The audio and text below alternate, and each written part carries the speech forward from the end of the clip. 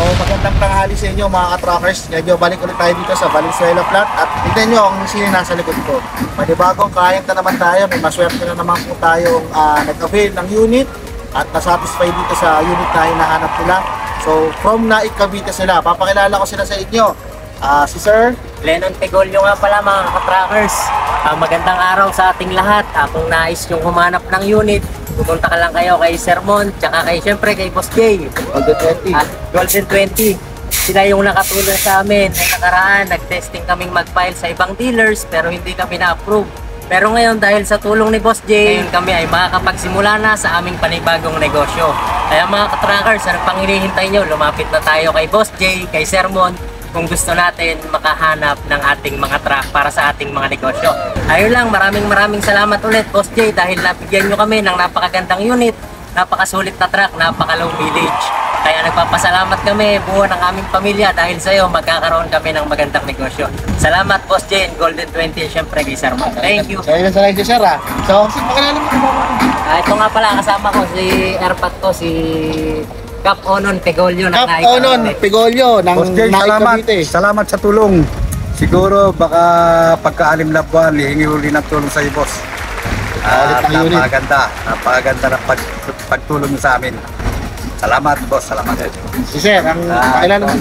Si Joel Seya nga pala dahil siya rin yung aming magiging pahinante kaya kasama na namin para mapamilyarize niya na rin yung truck na sasakyan niya para sa pagdi-deliver. So, yun lang. Sila Sir, lumapit sa akin sa through social media. Nagtanong siya ng ganitong unit, kailangan nila. At makapagpapasya na sila sa URC. Dahil kay Boss J, sa URC. Sa URC po sila nakapapasok tong unit na to sa United Rubina, ba? Universal Rubina. Universal Rubina Corporation. So, yun. So ito, magagamit na nila, makapagsimula na sila. Meron na silang pinasok doon na unit na isa, kaya lang FB siya, Travis. So kailangan nila ng malaki, kailangan nila mag-expand para mas malaki nga ang nikita. Malaki para ang sa rate. Negosyo, mas malaki ang rate. So ito, naghanap sila ng unit, ang dami na nilang pintahan, taga-Cavite sila, nagigit sila sa Cavite. Siyempre, natagpuan natin si Sir Mon. Yun. At siyempre, lalong-lalo na ang napakamatulungin na si Boss J. Yan. Lumapit lang kayo, sinasabi ko sa inyo, hindi kayo mabibigo katulad namin. Tulungan nila kami. So yun nga, yung sabi namin sinasabi sa inyo, sa amin dito, hindi kami sa makabenta lang or ano. So sa amin gusto rin namin matulungan yung mga kliyente natin na kakulangan sa mga requirements, lalo-lalo na sa budget. Kumbaga, syempre, pinapaikot nila yan, hard-earned money nila yan. So tayo, hindi tayo nagbibigay sa kanila ng unit na isang buwan lang, magkakaroon na ng problema. Hindi, gusto natin pang matagalan. So ito, pinapili natin sila at napaka-low mileage nito, 178. 178 mileage pa lang. Ikutin natin mga ka-truckers. Ayun, As pa to. pag nirelease to, makikita nyo. Hindi nyo mapapagkamala na surplus to. Pakinggan nyo ang tunog ng makina mga ka-truckers. RJJ1-7 yan mga ka-truckers. Napakapilong-pilong at ang gulong nagustuhan niya ni Father to ni Sir, pick up. Yung gulong, kabilaan yan. Napakasulit. Original from Japan. 6 stud siya, NPR, wide body, reaper band, topre. So, pakita natin yung mileage para maniwala yung mga truckers. Ayan, mga truckers, masdan nyo yung mileage. As is pa to mga truckers, makikita nyo wala pa siya pupuan kasi brand new upholstery na pagdadagay natin dyan. Fully recon na lang po ito. Ayan po. So, napakasulit. Sulit na sulit nila boss dito. Hira ka na lang makakita ng ganitong truck na ganitong low mileage talaga. Ikutan natin. Yan. Chassis niya. Buo. Yan. As is pa yan mga ka-truckers ha. Hintayin nyo pag lalabas na ito nila sir. Nakapulot long slip na yan pagka lalabas na yun. Hintayin nyo, pagka na-recon na yan ng Golden 20, sinasabi ko sa inyo, Golden 20 lang sa kalam. Isa natin yung loob. Yan, masdan nyo. Fresh X nga pala yung ating ikakarga dyan. Product naman ng ating URC. Yan, fresh egg siya, mga fresh eggs. So dinideliveran nila yung mga supermarket, tama? Mga supermarket. Na Robinson, Pure Gold, yung mga yan na kami nagdi-deliver.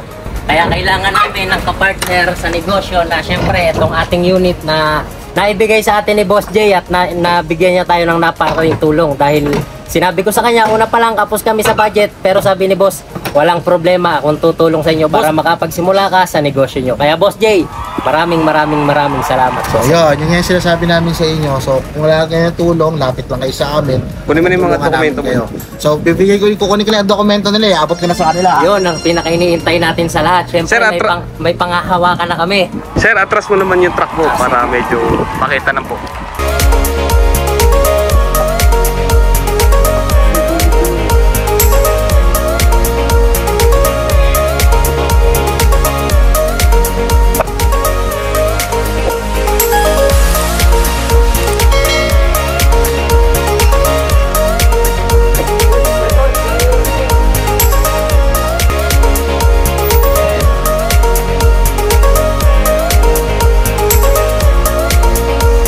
Mga trackers, wala pa kukuhan yan ha. Wala pa kukuhan yan. Tingnan mo ha. Para sa amin. Yan.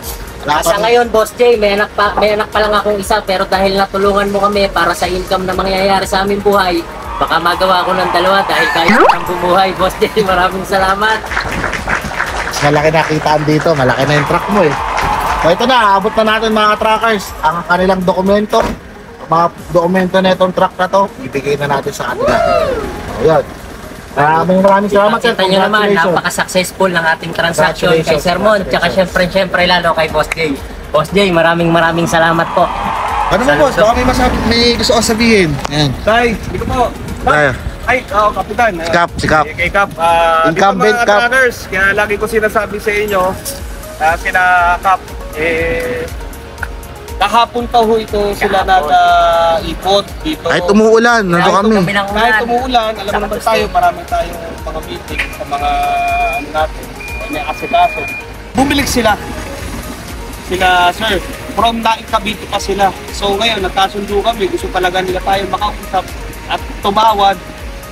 Actually, talagang napakaganda na Oo. naging deal namin ni Boss Jay dahil talagang syempre, sinabi ko na una pa lang short sa Oo, budget. short Pero sa budget. sa lahat ng tracker, gusto ni Boss Jay matulungan. Oo. Kaya isa na ako sa natulungan ni Boss Jay.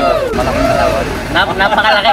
Talagang sinasabi ko, kung tutusin ang unit, talo si Boss Jay. Pero alang-alang sa gusto niya Oo. makatulong sa kanyang kababayan. Oo, yun. Siyempre, naandoon yung pagiging puso Pilipino. Kaya siyempre, maraming salamat Boss Jay at sa lahat ng mga kapitan nyo, lalong-lalo na ang naikay nyo. Sa mga taga-Imus dyan, shout out, no? Si Kap, baka may gustong i-shoutout si Kap sa mga kabarangay niya. Sa mga kabarangay. Shoutout.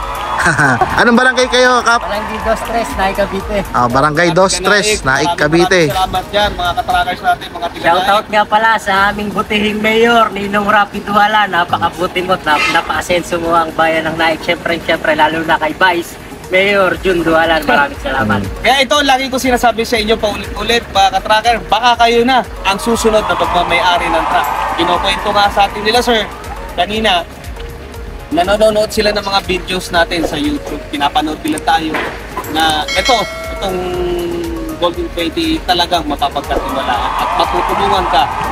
Ang Golden 20, daagapay mo sa paglago ng negosyo mo at pag-asenso mo. Maraming salamat mga katracker. Sir, thank you so much. Maraming salamat, Boss Jay. Thank you. Napakaayos ng kausap ni Boss Jay. Ito na ngayon.